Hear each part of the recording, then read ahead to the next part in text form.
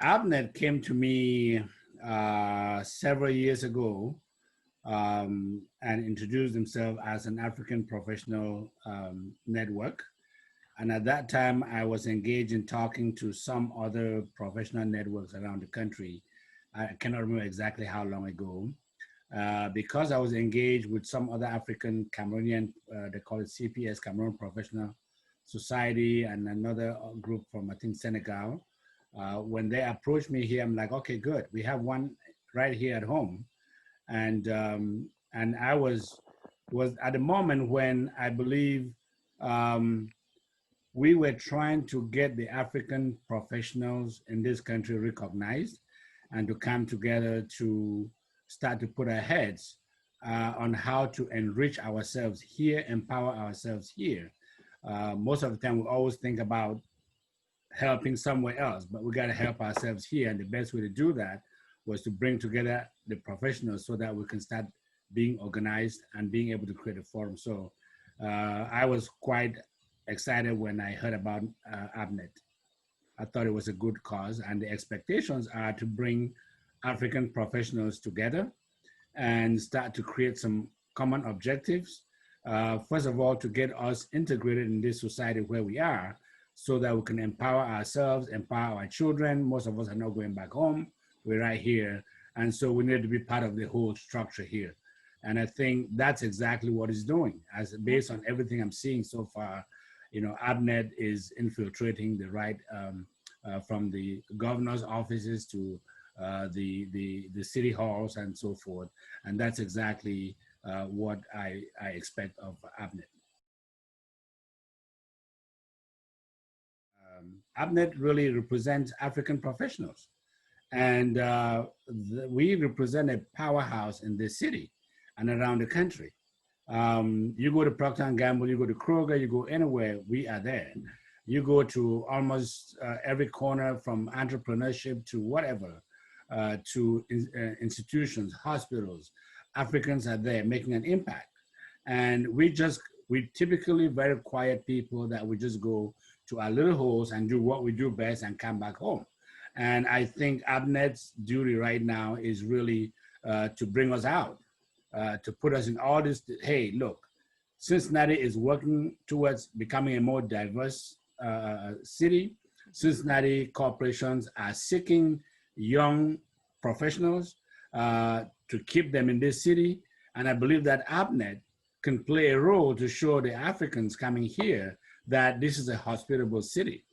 And so the governor's office, the corporate offices in this town need to know about APNET, because we become, when they bring an excuse me, when they bring in an African to P&G to recruit, or to Kroger or the Macy's or wherever, that they can connect with us, so that we'll let them know this, that we can tell them more about the city to help keep them here. So I really think, and also we have ideas. We have ideas. Africa is the market of now, not the future. It's the market right now. Any Western country that is Absolutely. Not targeting Africa, they're out of their minds, because they'll be late. Okay, and I think America is actually behind, as we know that, because Europeans and Chinese are really taking heavy position in Africa.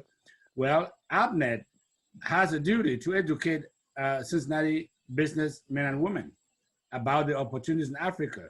So there is, and also we have children in athletics, we have impact. A lot of people here have been educators.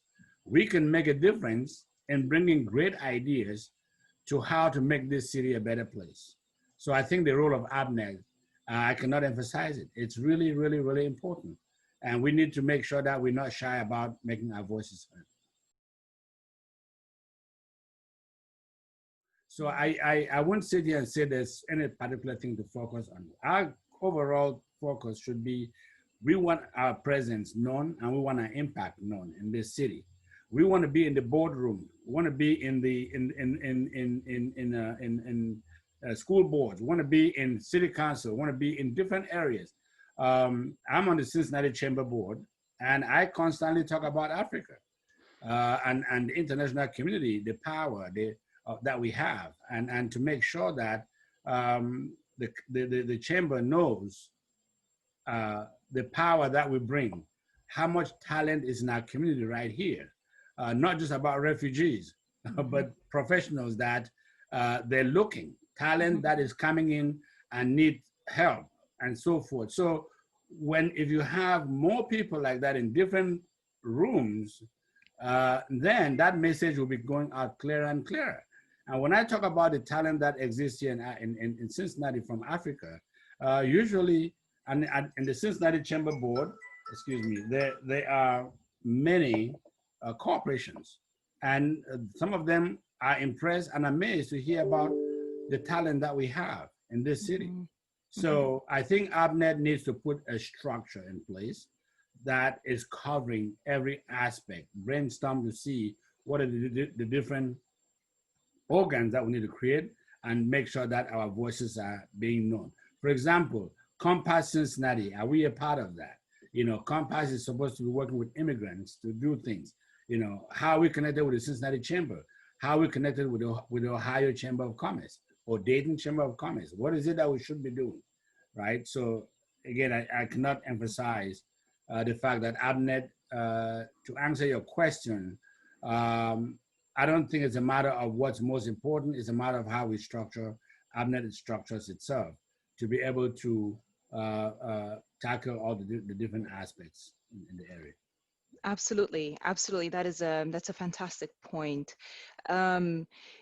With that spirit in mind, how can APNET really align with the global framework of progressing or growing to sort of bridge that gap that currently sort of exists? Because everything is very much siloed, because a lot of times it's very difficult to separate the two ideas, like local focus versus the global, because there's a certain way of thinking and mode of identifying that structure, that path.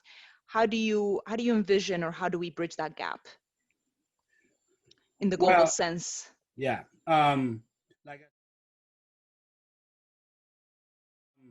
like I said earlier, unfortunately, America is a great country. It's given all of us great opportunity. And we also understand that we would love to see Americans develop Africa, be in Africa. I have always said, I was talking to some people at a conference in Florida, that we are tired of seeing corporations and people talk about Africa only from the standpoint of philanthropy. Okay, we give $100 million to Africa and so forth. We give this and that and that. What we want to see is for Americans, corporations, individuals to go to Africa and make money. Because when they make money, Africa develops. A good example is Procter & Gamble building a multi-product plant in Nigeria, right? They're going there to make money. In the process, it's a huge facility. They're going to have to improve electricity in that area. They have to improve roads to take their products to that area. They have to improve the schools and universities to service them. And so, would you rather get $100 million that is being advertised on some website, or come and put that plant where it transforms a whole area? And can you imagine how many major corporations are in America today? And if a quarter of those corporations invest all across Africa, they're making money, because there is money in Africa. You and I know that. There's a lot of money in Africa. And we cannot depend on these leaders, some of them that don't know what they're doing. And it's all about themselves. These corporations, when they come in, they will help bring change. So our duty has to be to continue to preach to the Americans, just like I said at this conference, that go to Africa. Don't talk about Africa needs help. The African middle class is the fastest growing in the world. And that means a market. It is. A market for our fellow corporations here. Let's get them to understand that. So from that perspective, what can APNET do? How do we get the middle market corporations in the Cincinnati area to know about the opportunities in Africa. You know, are we able to work with the various embassies to create something here that can help educate them? We don't only have to look at the P&Gs and the Krogers and so forth, but there are $100 million companies around here, 50 million that have products and services that can benefit Africa, and Africa can represent a great market for them, right? And we have to reach out to those corporations and keep educating, and then creating programs that may link us with other African professional networks. We don't have the resources here to cover everything in the world, but everything is about partnership, partnering among other similar organizations where before you know it, a bigger forum is formed, right? Mm-hmm. And so we got to start small where we are and really do great at what, at what we're doing, right? Locally, and then the opportunities will come for us to grow bigger across the nation and across Africa. But again, it just comes to realizing that there is power in us, and we just have to utilize that power. Well, first of all, I want to tell you that entrepreneurship is not a magic wand. You don't just wake up and say, I'm going to become an entrepreneur. Okay, it's a process. Mm-hmm. And anything you're doing in your life doesn't go to waste. It counts towards becoming whatever you want to be, an entrepreneur.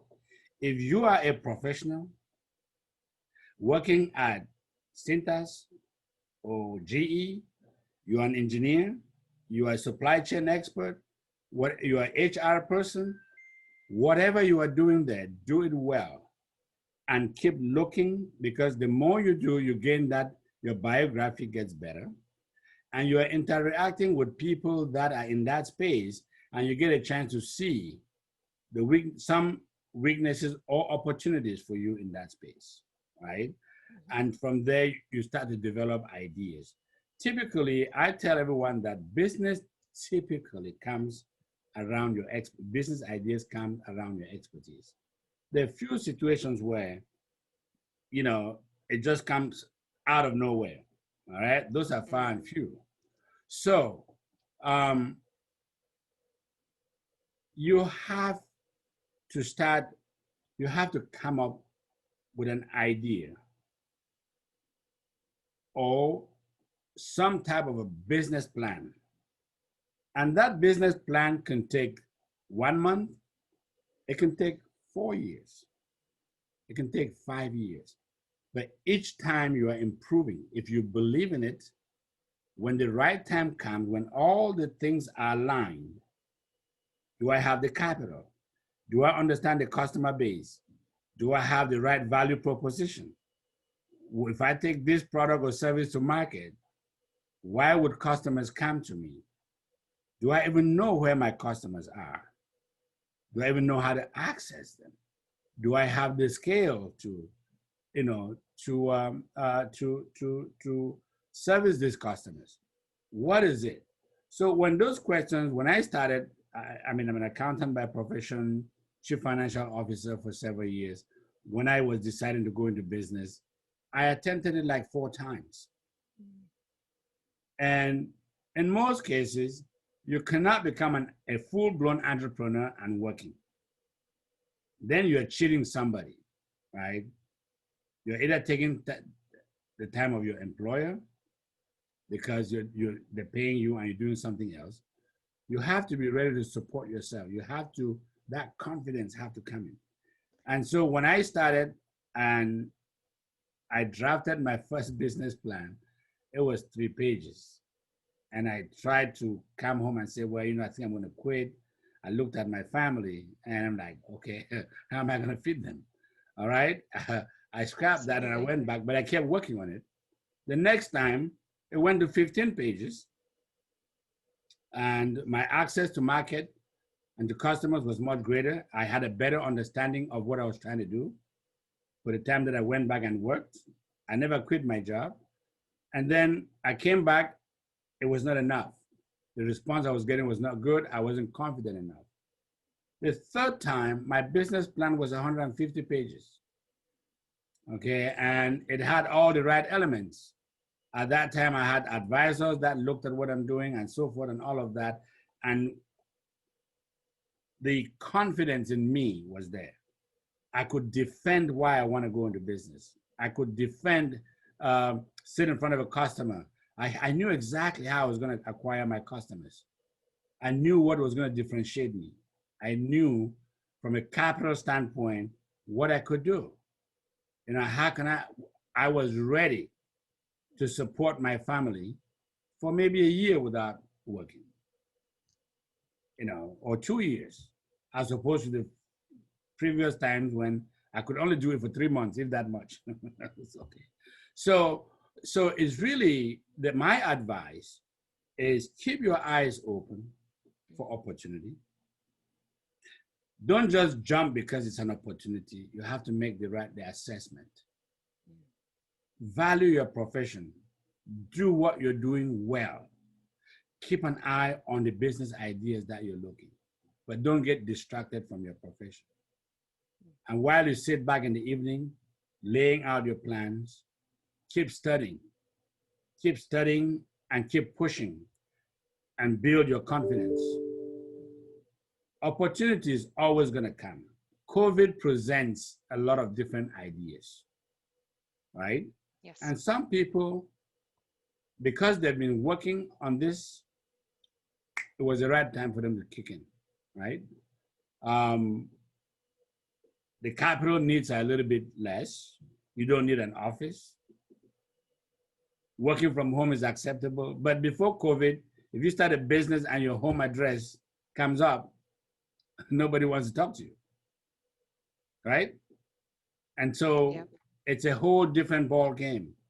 My advice is just going to be, don't rush it. Keep an eye on it. Talk to people. Take advantage of your professional circles. Because if you want to go into, if you're an engineer, a civil engineer, well, you're dealing with construction companies. Your network, if you spend one more year as that civil engineer, your network expands. You spend another year, it expands even more. You get to meet the city people who hand out contracts. You know, if you're working for another engineering company, those are relationships that when you leave, you're going to need. So again, all I'm going to say is do what you do best. Know that your profession, your job is your gateway to business. If you do it well and build your network around it, secure the right capital, get the right business plan, keep an eye for opportunities. Don't be complacent. Don't deceive yourself, and don't try to cheat your employer by working on your business instead of doing your job while they're paying you. You've got to be ready for it.